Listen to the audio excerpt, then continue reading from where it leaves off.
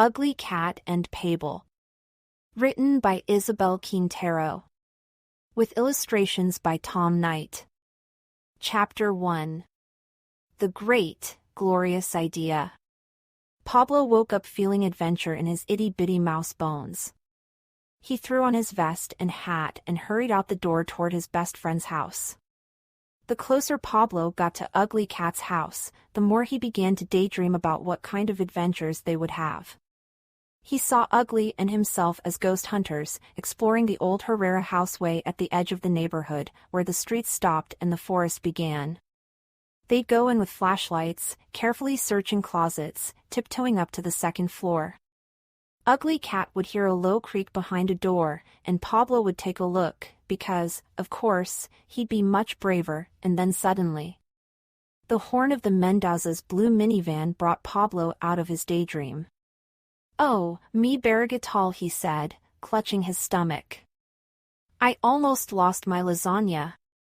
Pablo shook his fist at the minivan that whipped around the corner. He caught his breath and then kept walking. When Pablo reached Ugly Cat's house, he bounded up the steps and discovered Ugly Cat lying on the porch stretching, yawning, and soaking in the sun.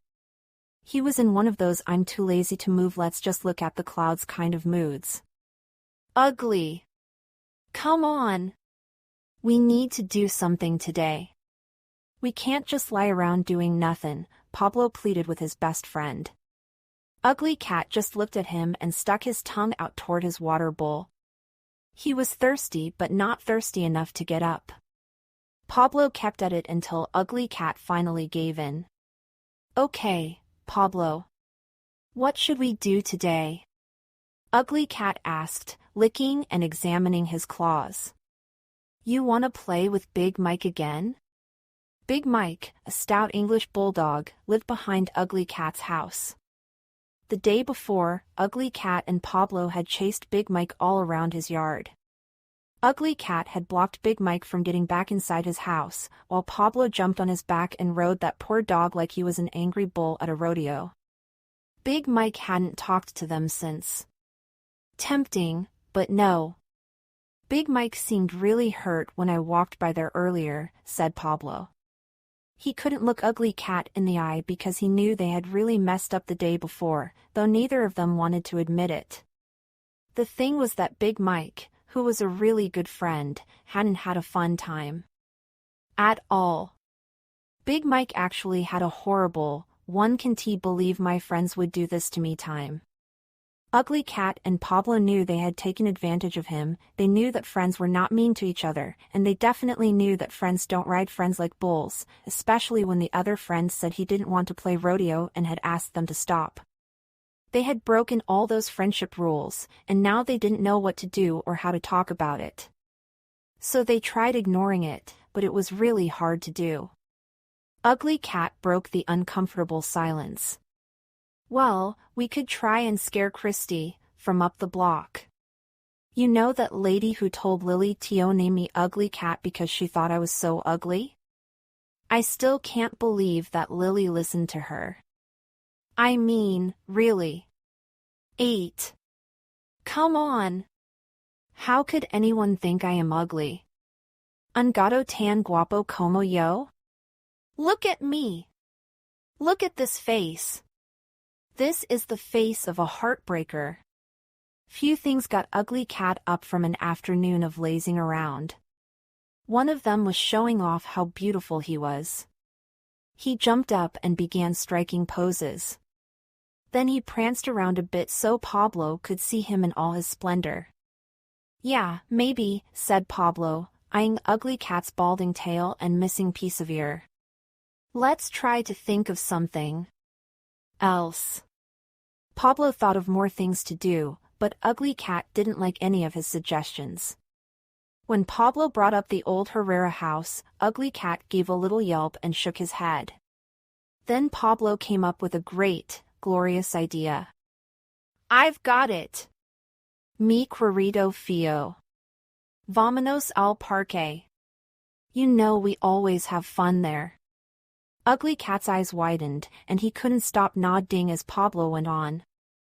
"There'll be all sorts of people stuffing their faces.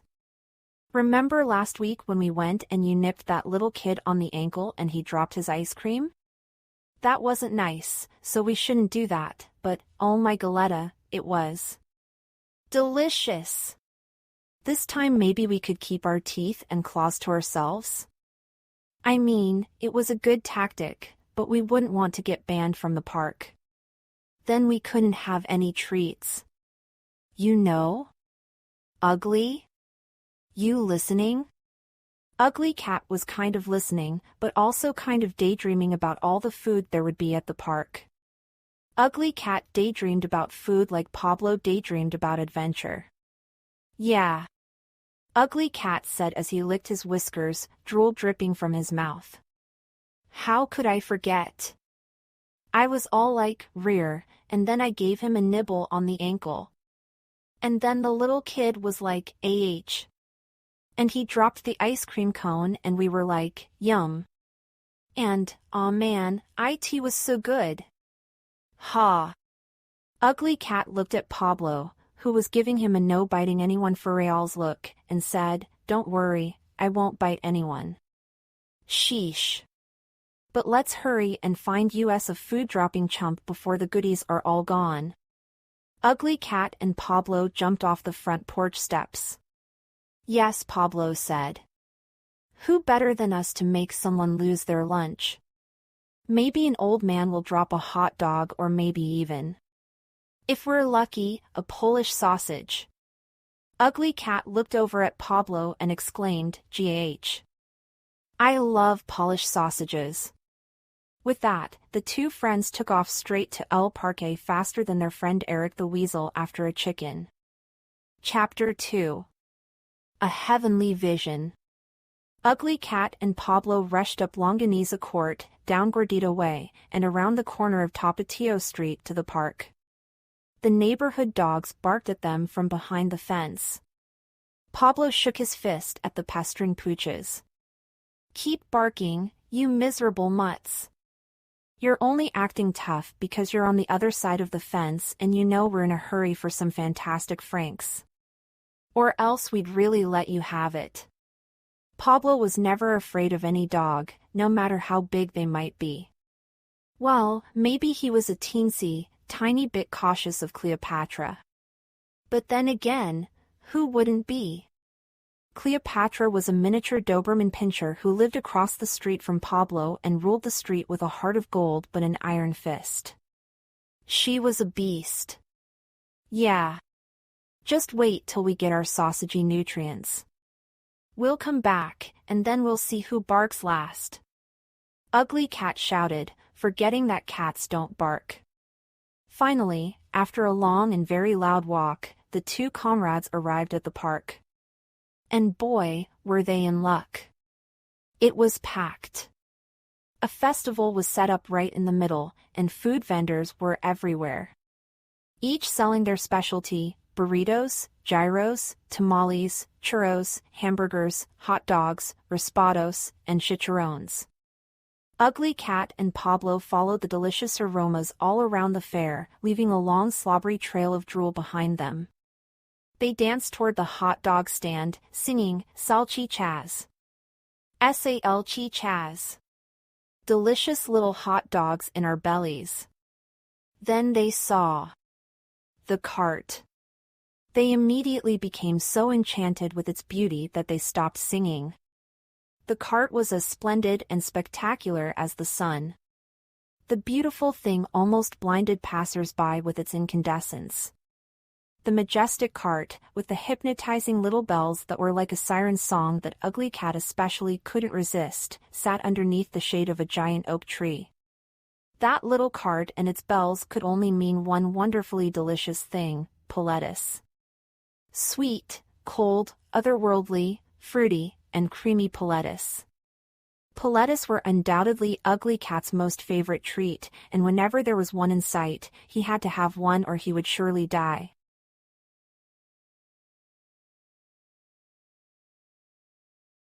Piletus.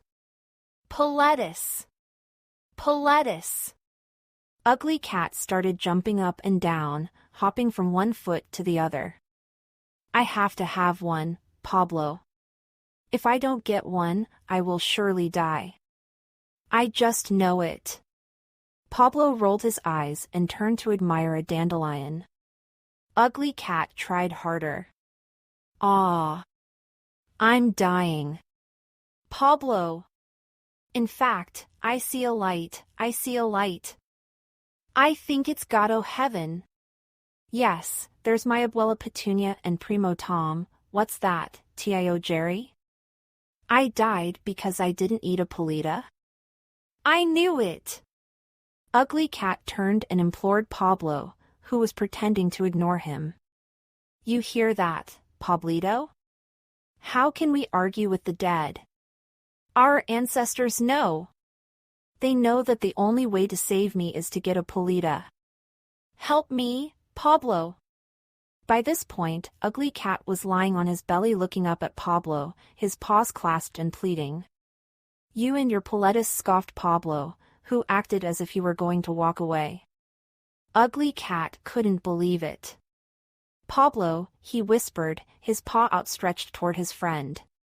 Pablo immediately turned around and grabbed Ugly Cat's big orange face with high small gray paws. I'm just kidding, how can I look into those puppy dog eyes and say no? Pablo, you're the best friend a handsome cat like me could ever ask for.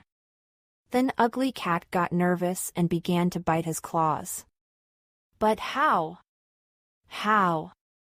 That little girl is buying a coconut polita, and what if she buys all of them and then there aren't any more left for us? No more poletas? We don't even have any money. The cat began to frantically scratch his head with his paws, making fur fly.